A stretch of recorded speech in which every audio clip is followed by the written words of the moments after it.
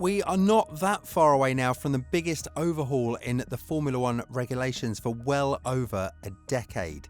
And rumours emerged recently that they're absolutely terrible. So much so that simulation data suggests an incredibly scary future for the sport if these current regulations go ahead as they are.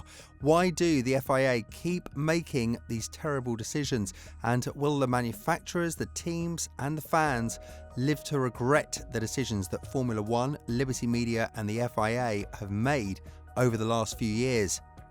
As we know, the new engines from 2026 onward aim for a more contemporary and eco-friendly approach, reflecting the evolving landscape of consumer automotive preferences. And while the ambition to achieve a 50% electric and 50% conventional power unit blend with sustainable fuels is commendable, it does place emphasis on adaptable aerodynamics. Unlike the existing DRS system for overtaking assistance, this movable aerodynamic concept seeks to enhance overall efficiency and reduce drag without compromising performance, adapting to track conditions for optimal results. Naturally, the addition of movable aerodynamics to the car introduces many complexities and changes aerodynamic balance. The frequency with which drivers emphasize the importance of balance during race weekends underscores its critical nature, and this issue has surfaced prominently in simulation data, particularly concerning the extreme shift in balance when the rear wing opens, surpassing the effects of the current DRS system. The imbalance renders cars highly susceptible to instability, even during straight-line driving, posing significant concerns for safety and performance. It's evident that this approach, primarily centered on the rear wing as the focal point of movable aerodynamics alongside the existing DRS, presents challenges. Perhaps exploring a system where both the front and rear wings incorporate movable elements could offer a solution. Initially, this seemed to be the assumed direction, rather than merely augmenting the rear wing with additional DRS functionality. Given that the front wing is the foremost component interacting with airflow, its adaptability could profoundly influence overall aerodynamic performance, affecting the behaviour of the rear wing, floor and side pods. Thus, any comprehensive solution should consider the pivotal role of the front wing in the dynamics. The concept revolves around the ability of the car's wings to adapt their configuration, providing high downforce in corners for increased grip, then transitioning to a low drag setup on straights to enhance speed. Initially, there was consideration for only the rear wing to be adjustable, as it could seamlessly integrate with the existing DRS system and offer a straightforward solution. However, efforts were also made to explore the activation of the front wing, aiming to utilize its elements to stall the aerodynamics, thereby reducing both downforce and drag. Despite teams evaluating this concept using the Fangio car model in simulators, concerning issues emerged. In particular, when the rear wing was in its low drag configuration at full engine power, the cars became extremely challenging to drive.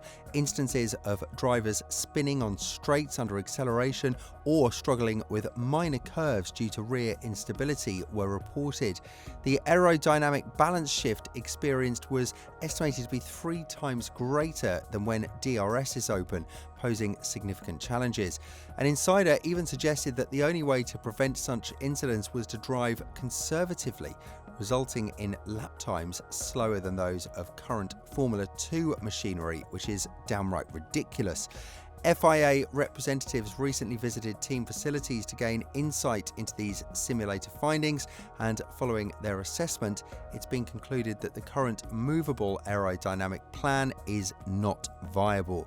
Instead, the FIA has determined that the 2026 aerodynamic plan must involve greater coordination between the front and rear wings to achieve the desired performance characteristics. This adjustment is likely to necessitate revisions to the front wing design. By ensuring synergy between the two wings, the aim is to mitigate the aerodynamic balance issues that have been problematic in the simulator testing. Incorporating movable elements on both the front and rear wings could address balance issues more effectively, especially given the potential dangers of cars losing stability on straightaways. It seems counterintuitive not to explore both front and rear aerodynamics when implementing movable components throughout the lap, rather than solely focusing on designated DRS zones. It would be embarrassing if these cars struggle on even slight curves, considering they're designed for high-speed straightaways. Imagine the challenge in places like Saudi Arabia, where the track layout features minimal straight lines but plenty of full throttle sections, and the thought of these cars losing control on such tracks is downright concerning. It's April now, and these regulations are set to take effect in 2026, yet development progress seems very slow, and the urgency to address these issues is evident, as teams must begin the development process soon.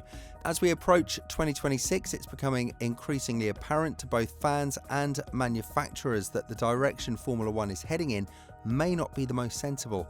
This sentiment is echoed in other sports like the World Rally Championship, which has opted to revert to purely combustion engines, abandoning the hybrid units. And while there have been discussions about other issues in the WRC, the move away from hybrid engines raises questions about the viability of such technology.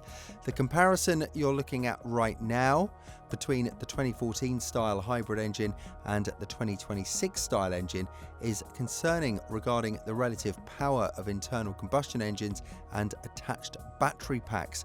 Many have long argued for a return to smaller, lighter and more nimble cars. However, the heavy nature of batteries presents a significant obstacle to achieving that vision. And while the idea of 50% electric power may seem environmentally friendly on paper, the reality is more nuanced. Formula One's attempt to portray itself as a green sport while maintaining a 24-race calendar with extensive international travel raises doubts about its true environmental impact. Reducing the number of races could potentially have a more significant positive effect on the environment than the current approach. Additionally, the increasing weight and size of cars due to safety regulations detract from the essence of racing, making them less agile and nimble compared to earlier eras. Another good argument advocating for a return to V10 non-hybrid cars with sustainable fuels reflects a desire for a more authentic and challenging racing experience. However, it appears that decision makers within the FIA and Formula One may have missed the mark quite significantly with the 2026 regulations. And while the initial intention may have been to attract manufacturers like Audi and Honda with promises of hybrid technology, the current trajectory seems out of touch with the evolving landscape of automotive engineering.